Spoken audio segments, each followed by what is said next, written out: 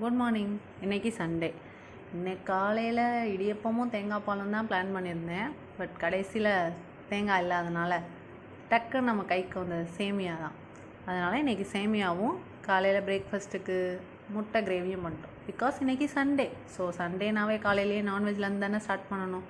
அதனால் சேமியாவுக்கும் முட்டை கிரேவிக்கும் அல்டிமேட்டாக இருந்துச்சு.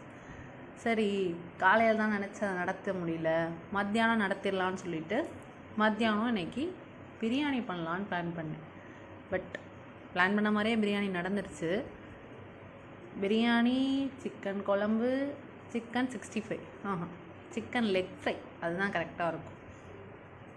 அப்போனா எல்லாத்தையும் நம்ம குழம்பு கொஞ்சம் வறுத்து அரைச்சி இந்த மாதிரிலாம் கொஞ்சம் குழம்பு வைப்போம், ஞாயிற்றுக்கிழமை தானே, வீட்டில் தானே இருக்கோம் அப்படின்னு சொல்லிட்டு எல்லாமே ஒன்றா சைட் பை சைடாக ப்ரிப்பரேஷன் பண்ண ஸ்டார்ட் பண்ணிட்டேன். ஃபஸ்ட்டு தேங்காய் வறுத்து எடுத்துட்டு, அப்புறம் பட்டை சாமான், காஞ்ச மிளகா எல்லாத்தையும் போட்டு வறுத்து ஒரு மாதிரி மணமணக்கும் சிக்கன் குழம்பு மாதிரி ட்ரை பண்ணேன். ட்ரை பண்ண வரைக்கும் கரெக்டாக தான் வந்திருக்கு. அதனால் எல்லாத்தையும் போட்டு அடுப்பில் வறுத்து அதை அரைச்சி, அப்புறம் இந்த மல்லி மிளகு இது எல்லாத்தையும் ஒன்றாவே சேர்த்து வறுத்துடலாம் அப்படின்னு சொல்லிட்டு முதலையே அளவு எல்லாத்தையும் தனித்தனியாக எடுத்து வச்சுட்டு மொத்தமாக போட்டு வறுத்தாச்சு.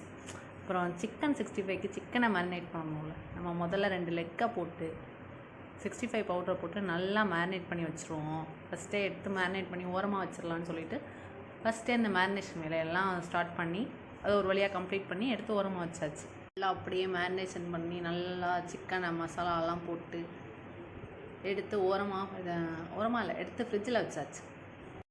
பிரியாணியும் ஒரு மாதிரி புது விதமாக ட்ரை பண்ணலான்னு சொல்லிட்டு பிரியாணிக்கும் சிக்கனை மேரினேட் பண்ணி போடலாம் அப்படின்னு சொல்லி புதுசாக ஒன்று கண்டுபிடிச்சேன். ஸோ அதனால் அதுக்கும் பிரியாணி பவுடரை போட்டு கொஞ்சம் தயிரை ஊற்றி அப்புறம் கொஞ்சம் மஞ்சத்தூள்லாம் போட்டு நல்லா பிரியாணி கொஞ்சோண்டு சிக்கன் தான் எடுத்தேன், கொஞ்சோண்டு சிக்கனை போட்டு எடுத்து அதையும் நல்லா போட்டு மேரினேட் பண்ணி அதையும் எடுத்து ஓரமாக வச்சாச்சு. அப்புறம் குழம்பு வைக்கிறக்காகவே 2 சட்டி புதுசாக போய் வாங்கிட்டு வந்தேன், நான்ஸ்டிக் கடாய் மாதிரி. இது ஆக்சுவலாக பெய்ட் ப்ரமோஷன்லாம் கிடையாது. எங்கள் பக்கத்தில் இருக்க ஸ்டோர்ஸில் போயிட்டு பேர் கூட ஏதோ லக்ஷ்மி ராம்னு போட்டிருந்துச்சு. அங்கே போயிட்டு ஒரு சின்ன நான்ஸ்டிக் கடாய் ஒன்றும், கொஞ்சம் பெருசாக ஃப்ரை பண்ணுற மாதிரி ஒன்றும், கொஞ்சம் குழம்பெல்லாம் வைக்கிற மாதிரி கொஞ்சம் பெரிய கடாய் ஒன்றும், ஸோ 2 வாங்கிட்டு வந்தோம். இப்போதைக்கு பார்க்க எல்லாமே நல்லா தான் இருக்குது. யூஸ் பண்ணிவிட்டு நான் உங்களுக்கு என்ன ஏதுன்னு ரிவ்யூ சொல்கிறேன். இது சின்னது ஒன்றும், அப்புறம் அதை விட கொஞ்சம் பெருசாக ஒன்றும் வாங்கியிருந்தேன். டோட்டலாக அமௌண்ட் ஒரு 1500 கிட்ட சம்திங் வந்துருந்துச்சு. ஸோ அதனால் அந்த 2 கடாயும் இப்போ தான் புதுசாக எடுத்து இன்றைக்கி தான் சமைக்க போகிறேன், இந்த 2 கடாயிலையும். அப்புறம் நம்ம பிரியாணி செய்ய ஸ்டார்ட் பண்ணிடலாம் அப்படின்னு சொல்லிட்டு ஒரு குக்கரை தூக்கி வச்சு வெங்காயம் தக்காளி எல்லாம் நறுக்குனதெல்லாம் போட்டு இஞ்சி பூண்டு பேஸ்ட் எல்லாத்தையும் போட்டு நல்லா அப்படியே ஒரு மிக்சிங் கொடுத்து ஒரு ஓரமாக எடுத்து வச்சாச்சு. ஏன்னா மத்தியானமாவது நம்ம நினச்ச அச்சீவ்மெண்ட்டை எனக்கு முடிக்கணும் அப்படின்னு முடிவு பண்ணிட்டாச்சு. ஸோ அது எல்லாத்தையும் போட்டு நல்லா மிக்ஸ் பண்ணி மெயினாக புதினா போட்டு மிக்ஸ் பண்ணணும். மசாலாலாம் போட்டு மேரினேட் பண்ண சிக்கனை எடுத்து உள்ளே போட்டுட்டு நல்லா ஒரு கிரேவி கன்சிஸ்டன்சிக்கு மாதிரி கொண்டு வந்தாச்சு.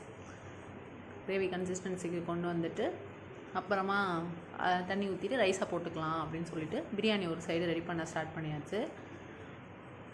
அப்படியே இன்னொரு சைட் பை சைடில் என்ன பண்ணலான்னா, நம்ம சிக்கன் குழம்பைக்கும் ஸ்டார்ட் பண்ணிடலாம். இப்போவே ஆல்ரெடி மணி 1:30 மணி ஆயிடுச்சு அப்படின்னு சொல்லிட்டு அதுக்கும் எல்லாமே நறுக்கி வச்சது எல்லாத்தையும் எடுத்து அந்த புதுசாக வாங்கின கடாயில் போட்டு, புதுசாக வாங்கினாவே அதை உடனே யூஸ் பண்ணிடணுன்ற மாதிரி தான் ஒரு மைண்ட் செட்டில் இருக்குது. ஸோ அந்த கடாயை எடுத்து வாஷ் பண்ணிட்டு அதிலேயே குழம்பு வச்சுருவோம் இன்றைக்கி அப்படின்னு சொல்லிட்டு நறுக்கி வச்ச வெங்காயம் தக்காளி எல்லாத்தையும் போட்டு குழம்பு வச்சாச்சு.